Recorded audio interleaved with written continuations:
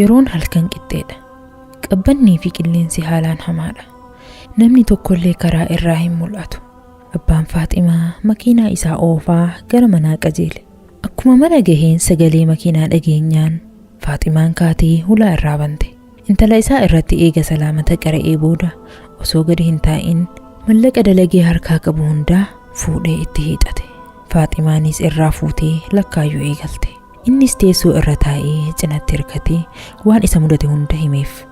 Fuulli Faaximaa gammachuu hin qabu. Yaa abbaa, hanga sa'a kanaa dalagaa turtee qarshii 700 qofa qabattee dhufte? Mallaqa booda irratti namni siif kenne maaliif irraa hin fuudhin? Boru amma mana barumsaatii ari'amuu kiyya jetteen mataan lafa laalaa. Abbaanis laal intalati ana dhagaye kan waggaa kana hunda seegee hamtuu hunda sirraa qabee kolleejjii fayyaa kanaan si gahe rabbii guddaadha. Ahadii haati teena seensiftee eeguuf jecha namoota xumura rafee hundarraa maallaqan fuudhu. Ahadii kana haadha teetiif rabbii guddaaf hin seene. Kanaafuu rabbii guddaa qabdaa yaaddawin kan barsiisee aseensi gahee maallaqa kiyyaa miti. Anas miti. Rabbiin amma dura rakkoo hedduu keessaa nu baasee jira.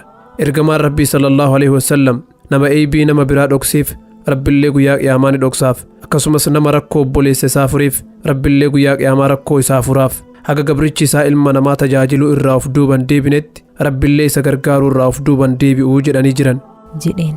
Fuulli Faaximaa kan duraan walitti butamee ture amma gaddi irraa mulqamee gammachuun ifuu eegale. Seeqataa abbaa ofii bira teessee harkaan harka abbaa ofii qabatte. Ergamaan Rabbii sallallahu alaihi wasallam dhugaa dubbatan. Anis waanuma boruu kana sodaadheeti.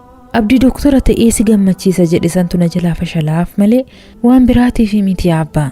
Dhiifama naaf godhi jetteen.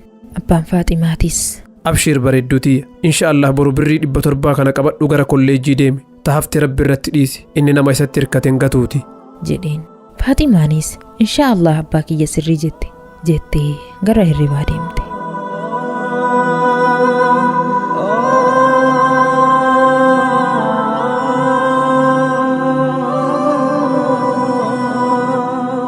Barii gaafa itti aanu akkuma duraa abbaan Faaximaa intala isaa kolleejjii geessee biraa deebi'e.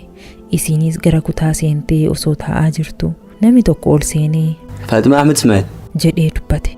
Faaximaanis rifattee lafaa ol kaatee anaa jette. Namichis meen hojii koo tokko takka hogganaas dubbisuu barbaada jedheen. Faaximaan ganama yoo seentu mallaqa kafaluu dhabuu isiitiin hedduu cinqamtee onneen isii dachaa dhikkisuu eegalte. Ari'amuu isii ofirratti beektee jirti. Eega waamamtee hafuu waan hin dandeenyeef waanuma hogganticha ittiin amansiistu sammuu ofii keessatti yaadaa biiroo hoggantichaa seente. Hoggantichis ati Faaximaa Ahmed Ismaa'il jedhee irra deebi'ee gaafate. Faaximaanis eeyyan jette. Hoggantichi abbaan kee taaksii ofaami jedhee irra deebi'ee gaafate. Faaximaanis eeyyan maal ta'e maaltu isa mudate abbaa kiyya jettee cinqamaa gaafatte. Hoggantichi lakki humaan taane rakkoon takka illee isa mudanne tasgabbaa'e. Isa osoo hin taane kalee saanaatu waa mudate osoo abbaan kee jiraachuu baate haati warra kiyyaatiif ijoolleen tiyyaas silaa lubbuun hin hafaniyu Rabbiin isuma sababa naaf godhe jedheen. Faaximaanis si'ii namni kaleessa galgala taaksii abbaa kiyyaatiin xumura deeme kan maatiin isaa sababa gaaza siliindaraatiin gaggaban si'ii jettee adda baafatuuf irra deebitee gaafatte. Hoggantichis ana ture ammoo wantiin si barbaadeef atii fi abbaan kee har'a galgala hiraata irratti akka mana keenya dhuftan isin afeeruuf jedheen.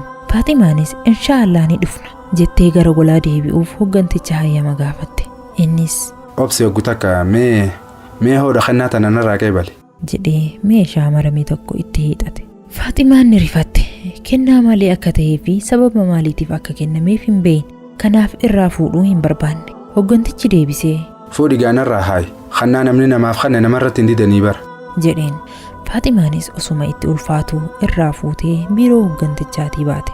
Biiroo hoggantichaa irraa xiqqoo achi siixee moggaa tokkotti dabdee kennaa kennameef kana bantee ilaalte. Wayita waan kennameef argitu ija isii amanuu dadhabde. Kitaaba, uffata laaboraatoorii fi isteetiskooppiitu kennameef. Barattoonni hundi meeshaa kanaaf qarshii 1,000 kafalan. Faaximaaf ammoo tola kennameef. Kennaa kennameef fudhattee gammachuun gara golaa isii deebite.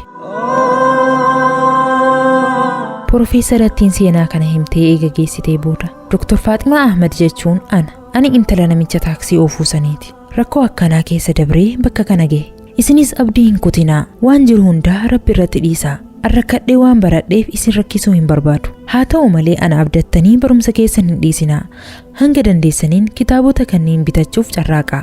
Tanaafte ammoo Rabbi ol aanee irratti dhiisa. Inshaallah tanaafte Rabbitu isiniif guuta jettee barumsa guyyaa sanii seenaa isiitiin xumurtee biraa baate.